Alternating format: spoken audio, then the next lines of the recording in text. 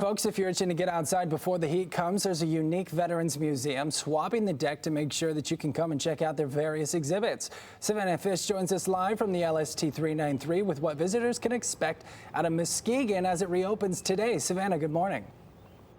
Hey, that's right. Good morning, Brody. Well, history literally pops out at you at every corner of this ship. And to tell us a little bit about it, I have James Flood, Fish and Flood on a ship. We're here this morning. So tell me a little bit about the history of this ship. It went through World War II.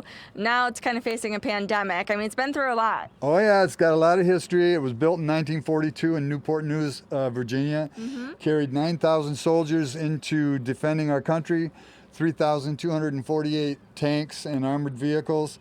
And there was even 5,000 prisoners of war transported on this ship. Amazing stuff. I mean, there's just so much to look at on the ship. Right now we're on the deck, but we're actually going to head into the galley. Watch your step, you guys. But this is kind of where people ate. They got their food. Captains lived here. So tell us a little bit about what we're looking at right now. Well, this is the galley that serviced the whole ship, and this is the officer's deck.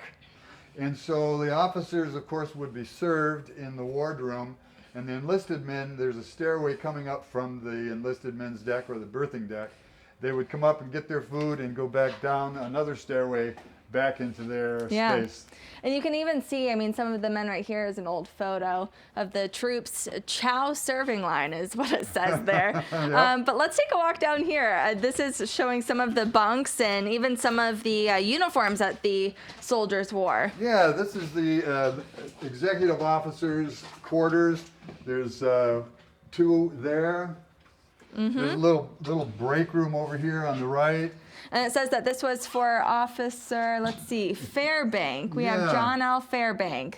And then we have a little hangout room over here. I don't know what the official term is for that, but we have another bunk down here. We have restrooms, and a lot of this is original, just restored, right? It's all restored back to original, yep. There's some more executive office quarters there. Okay.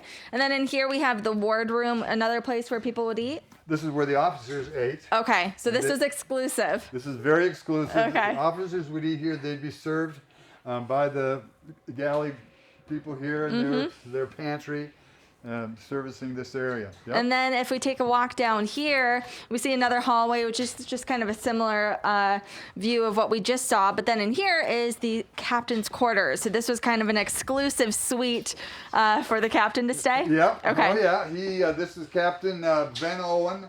Was the captain here. This is his bunk and private bath. A very exclusive deal on the ship. Yeah, and you can see his uniform there and even a photo of him. So, I mean, it's just crazy to think about that these men were on this ship, 18, 19, 20 years old, like you were saying earlier. Yeah. And here we are walking today. It's only one of two ships left. That's correct. This ship and one other in Evansville, Indiana, are the only two remaining in this configuration. Wow. And actually the only two that we're aware of. All right. The rest of them have been scrapped or... Yeah.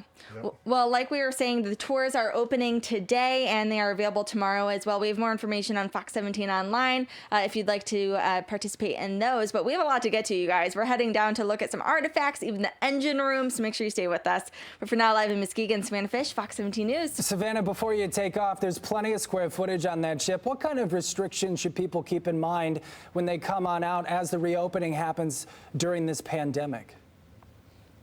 Yeah, so people are going to want to keep in mind to wear a mask. Social distancing is definitely a thing that they need to keep in mind while going on these tours. There's hand sanitizer stations as well. Anything else that people should really be keeping in mind when they come on this ship, just given the pandemic? Yeah, just the mask is required, and so please try to keep your masks on.